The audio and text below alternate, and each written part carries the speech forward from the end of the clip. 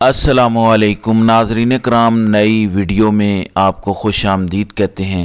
बहुत सारी ख़बरें पाकिस्तान में इस वक्त रिपोर्ट नहीं हो रही और मुकम्मल तौर पर बदतरीन किस्म का सेंसरशिप है, हकीकत सामने आने नहीं दी जा रही। इस वक्त सबसे बड़ा मसला इमरान ख़ान और इमरान ख़ान की रिहाई, पाकिस्तान तहरीक इंसाफ और इमरान ख़ान की मुल्क भर में बढ़ती मकबूलियत है।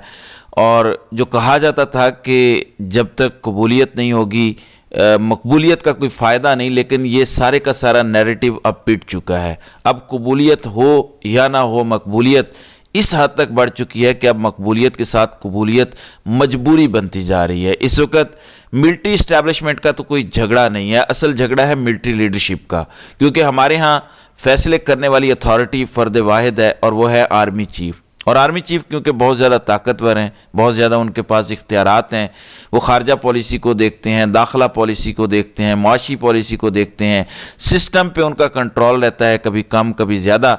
इसलिए जिन बुनियादों पर खान को हटाया गया था, रजीम चेंज ऑपरेशन किया गया था, वो दो तीन थी। पहले हम बैरूनी एस्पेक्ट देखते हैं कि बाहर जनरल बाजवा ने क्या बेचा था। जनरल बाजवा ने बाइडन इंतज़ामिया के सामने, अमेरिकन इस्टेब्लिशमेंट के सामने ये बेचा था कि खान ख़तरनाक शख्स है, वो हमारी बात नहीं मान रहा, वो सोलो फ्लाइट करता है। इस वक्त बज़ाहिर ये शो करवाया गया कि खान जो रशिया गया, रूस का विज़िट किया, वो हमारी मर्ज़ी के बगैर हुआ, उसमें हम शामिल नहीं हैं, ये उनका इंडिविजुअल फ़ैसला था।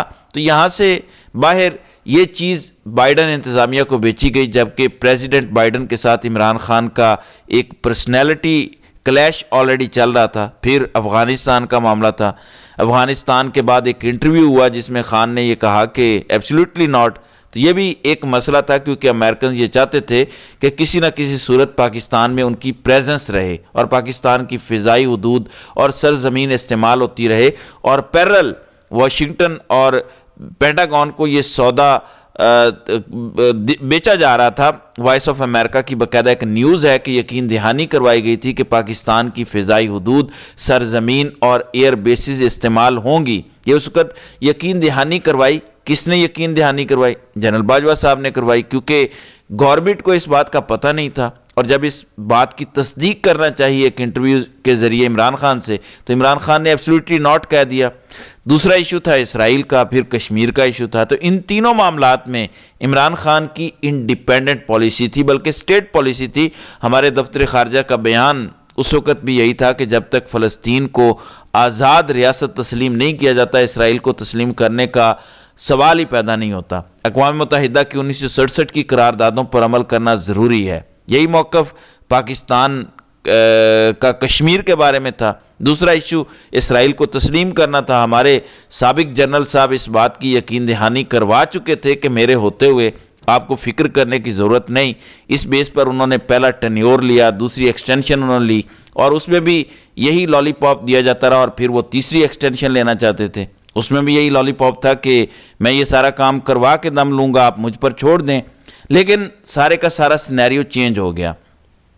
उसके बाद अगला था यूक्रेन और रशिया का मामला, जिस बुनियाद पर हटाया गया। अब बाइडन इंतज़ामिया तो जा चुकी, प्रेसिडेंट डोनाल्ड ट्रंप आ चुके, लिहाजा पॉलिसी अमेरिका की तब्दील हुई है। अब जो इमरान खान के नेगेटिव पहलू बयान किए गए थे, उनकी सीवी में जो मनफी चीज़ें डाली गई थी, जो वाशिंगटन और पेंटागन को कहा गया था कि ये हमारे रास्ते की सबसे बड़ी रुकावट है, वही चीज़ें अब प्रेसिडेंट ट्रंप और ट्रंप इंतज़ामिया के सामने उनके प्लस पॉइंट बन गए। क्योंकि इमरान खान यूक्रेन लड़ाई के ख़िलाफ़ थे, वो गैर जानिबदार रहना चाहते थे और रूस की तरफ उनका झुकाव था। जबकि जनरल बाजवा इस्लामाबाद में बैठ के रशिया की मजम्मत कर रहे थे, सेमिनार में बैठ के अपनी सफाइयाँ दे रहे थे, बता रहे थे कि मेरी पॉलिसी ये है। लिहाजा वो दूसरा पहलू भी ख़त्म हो गया। यूक्रेन के मामले में प्रेसिडेंट ट्रंप ने जो यूक्रेन के प्रेसिडेंट के साथ किया, और ये कभी नहीं हुआ कि किसी गैर मुल्की सरबराह को इस तरह वाइट हाउस से निकाला गया हो, जो हुआ वो आप देख चुके हैं। लिहाजा ये मामला भी ख़त्म हुआ। इसराइल का मामला फ़िलहाल पीछे जा चुका गज़ा और इसराइल के दरमियान लड़ाई के बाद, क्योंकि सऊदीया ने भी तस्लीम करना था, पाकिस्तान को भी कहा जा रहा था। अब दोनों ममालिक पीछे हट चुके हैं और वो माहौल पाकिस्तान में नहीं बन सका। पाकिस्तान में अगर आप देखें तो ये पहला मौका है कि आप किसी किस्म की कोई एक्टिविटी नहीं कर सकते, ख़ास तौर पर फ़लस्तीन, गज़ा और इसराइल के मामले में। और तमाम मजहबी सियासी जमातें और प्रेशर ग्रुप्स बिल्कुल खामोश हैं। सेनेटर मुश्ताक اسحاق ایکٹیو ہوئے، ان کے ساتھ جو کیا گیا وہ ہمارے سامنے ہے، گاڑی ان پر چڑھائی گئی، انہیں گرفتار کیا گیا، مقدمات بھی ہوئے، لہٰذا یہ پالیسی ابھی تک در پردہ چل رہی ہے۔ کشمیر کے معاملے میں بھی خان نے ریاست پاکستان کی ایک واضح پالیسی کو اڈاپٹ کیا۔ پہلے 27 فروری ہوا ابھینندن والا واقعہ، اس میں خان نے جو بیک ڈور معاملات چل رہے تھے اسے ملیا میٹ کیا، اس میں بھی خان کے ساتھ مسلح افواج بطور ادارہ کھڑی ہوئیں اور نیشنل سیکیورٹی کمیٹی میں یہ ساری چیزیں طے ہوئی تھیں اور جواب دینے کا فیصلہ کیا گیا تھا، جبکہ کہیں نہ کہیں یہ بات بھی موجود تھی کہ مودی سرکار کو جواب نہ دیا جائے بالا کوٹ کا تاکہ وہ الیکشن جیت جائیں، ان کی ہیجمنی برقرار رہے۔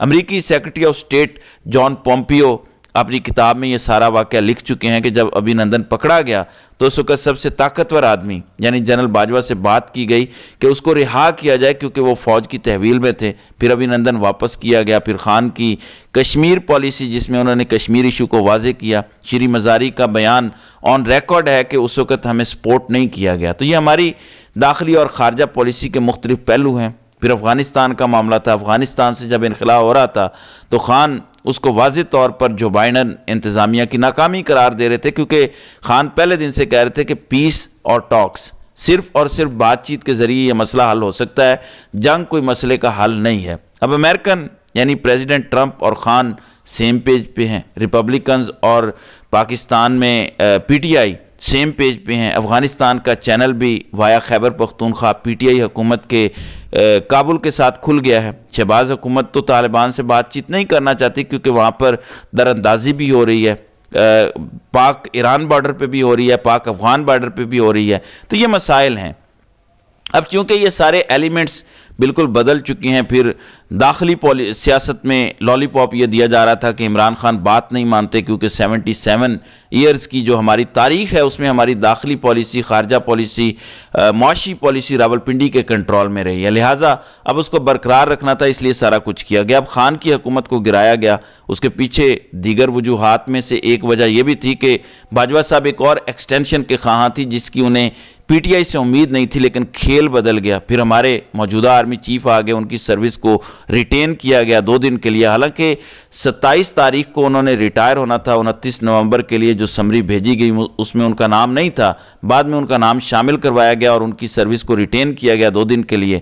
نون لیگ کی جانب سے سارے معاملات طے ہوئے، پھر جو کچھ ہوا پی ٹی آئی کو ڈیمالش کرنا، خان کو ڈیمالش کرنا، ان کو سیاست سے نکالنا، قاتلانہ حملے ہوئے، زمان پارک آپریشن ہوا، جوڈیشل کمپلیکس اسلام آباد والے سینز بھی آپ کو یاد ہوں گے، پھر 9 مئی، اس کے بعد 26 نومبر اور 8 فروری، یہ سارا کچھ کیا گیا، مگر اس کے باوجود عمران خان کو کرش نہیں کیا جا سکا، عمران خان کو ڈیمالش نہیں کیا جا سکا۔ پاکستان کے عوام ایک ایک کر کے ان کے ساتھ جڑتے گئے۔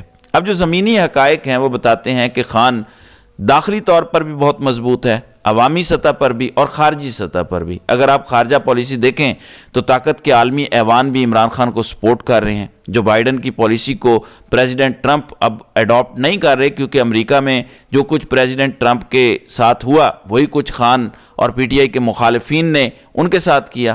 سملیرٹیز بھی بہت ہیں، ٹرمپ پر بھی قاتلانہ حملہ ہوا، خان پر بھی قاتلانہ حملہ ہوا، وہ بھی بال بچے، خان بھی بال بچے، ان کو بھی الیکشن میں آؤٹ کرنے کی کوشش کی گئی، انہیں بھی آؤٹ کرنے کی کوشش کی گئی، ان کو بھی عدلیہ کے ذریعے فارغ کروانے کی کوشش کی گئی، خان صاحب کو بھی الیکشن سے فارغ کروانے کی کوشش کی گئی، ان پر بھی بے بنیاد مقدمات بنائے گئے، عمران خان پر بھی جھوٹے بے بنیاد مقدمات بنائے گئے۔